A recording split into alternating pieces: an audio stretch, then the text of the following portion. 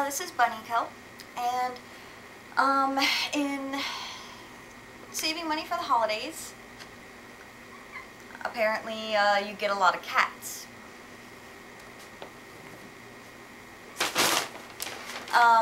There are a lot of different things you can do to save money for the holidays. You can make your own gifts, whether that's crafting or food. I recently made marshmallows for my friends. In addition to that, I had done some holiday shopping to get some discounted items. But this isn't about any of that. What this is for is wrapping your gifts and how to save money in wrapping. If you're like me, you always get paper bags at the supermarket. These are great because, I mean, the reusable totes are awesome. Props to you if you use them. I have them in my car. They never ever make it into the store.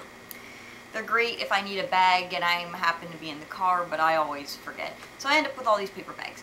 They're good for a variety of things, but I'm going to show you how to use them as wrapping paper.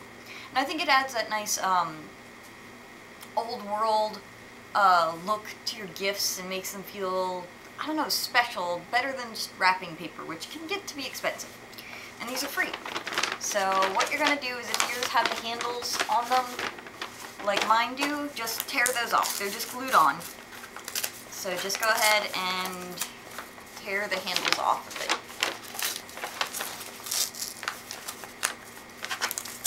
Cat toy, apparently. There we go. And then what you're going to want to do is open the bag.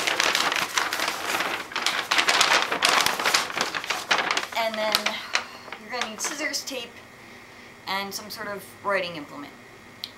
So with your scissors, you're going to cut down one edge of the bag, just right where the seam is.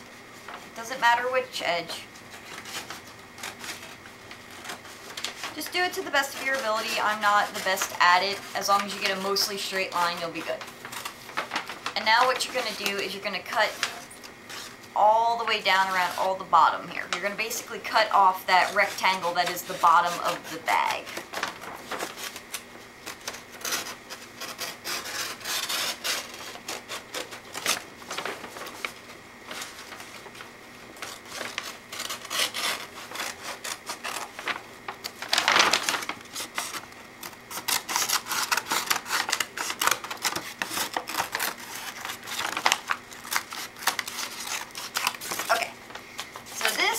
You can discard. We don't want that. And this is what you have, basically a really long piece of paper. Now you're going to want it print side up if there's print on it. If not, then even better. Because the print is going to go on the inside, because you don't want to see that on the outside. Unless you have some fanciful print, and you do, then turn it over.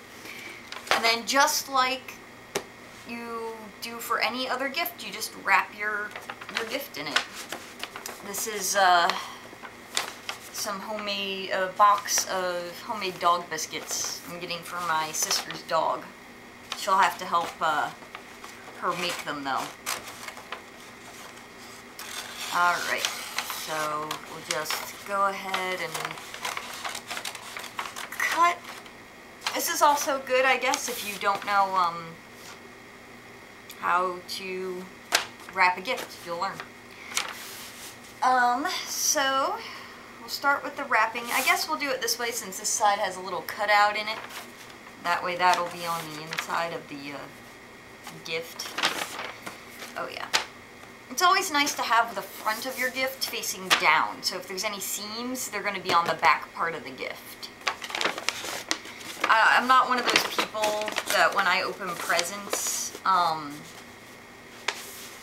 nice about it and peel away the paper as if to use it at some other time. I like tearing in the presents.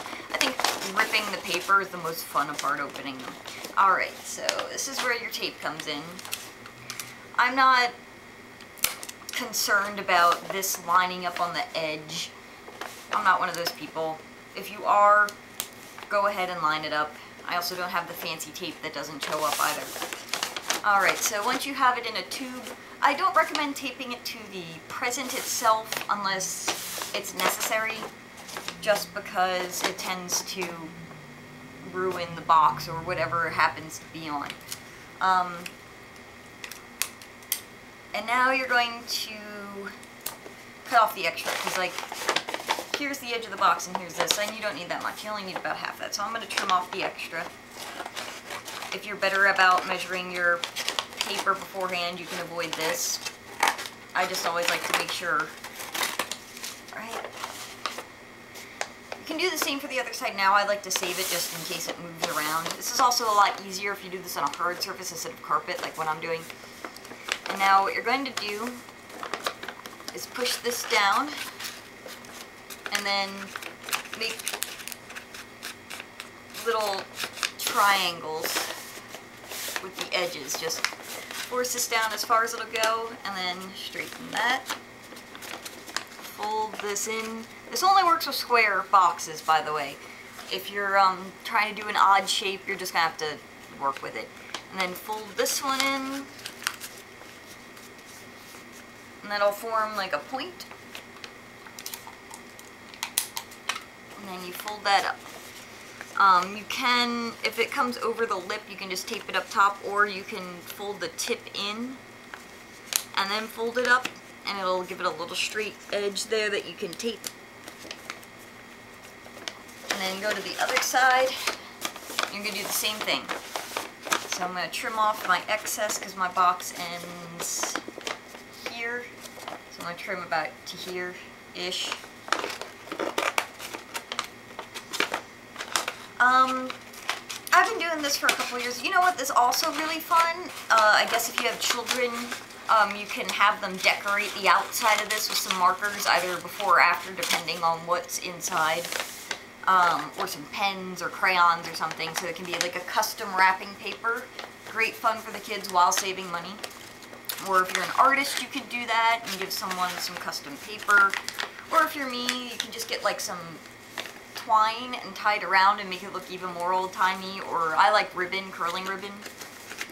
I'll show you how to do that because I want to make this look fancy. They're probably gonna, I have to put this in the mail and they're probably gonna open it, but whatever, it's cake mix. I don't think anybody's gonna really care. Alright. Tape.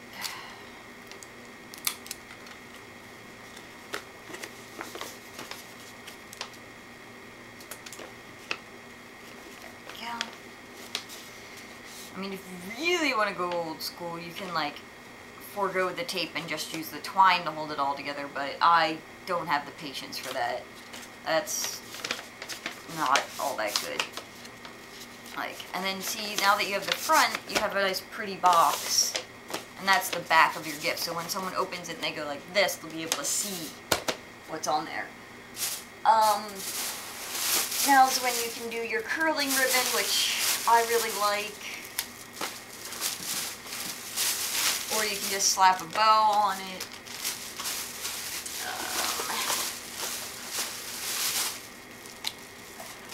Here we go. You can buy it like this or buy the spool. It doesn't, I mean, it doesn't matter what color you use. I'm just trying to decide. I guess silver. I like silver. We'll go with that. You're gonna want a lot. Before you cut, you can measure, which is normally what I do, just to make sure I'm going to have enough to go all the way around. Give it a little bit more. Or you can just cut a really long piece and cut off the extra. I do that as well. Okay, so what you're going to do is turn your box upside down so the top is on the bottom. I know that sounds a little weird. Put your string, it can go long ways or short ways, doesn't matter, on there. You want to try and make sure it's centered, and then measure out your string up so it's even. Take them and pull them this way, and then you're going to cross and just turn them this way, almost as if you're tying a knot. Press down, flip, and then tie. I usually tie one knot right there, and then I'll loop this under the first ribbon. I don't know if you can see that well. and tie a second knot, and what this will do is it'll secure it to the first ribbon so that your bow or whatever won't go sliding all over the place. And then you have it all secured. And then with curling ribbon, if you don't know how, the edge that, like, it wants to curl in on the edge that's going, the inside edge, take the edge of your scissors, put it on the inside there, hold it against the edge of the scissors with your thumb. You're doing this on the back part of the scissors, the non-beveled part, and then just pull and force the ribbon against the scissors, and it'll curl. This one shredded a little bit more than curled because I was pressing too hard. There we go. And there you go.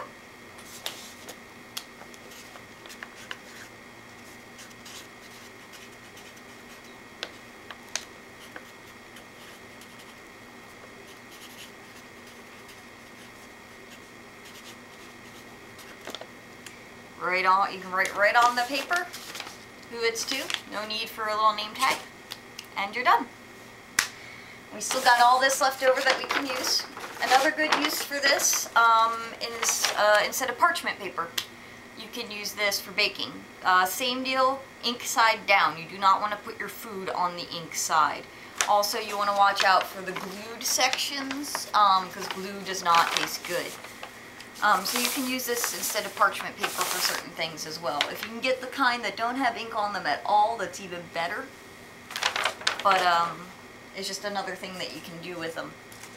Alright, I don't know who's going to use this tutorial, but I hope someone finds it useful.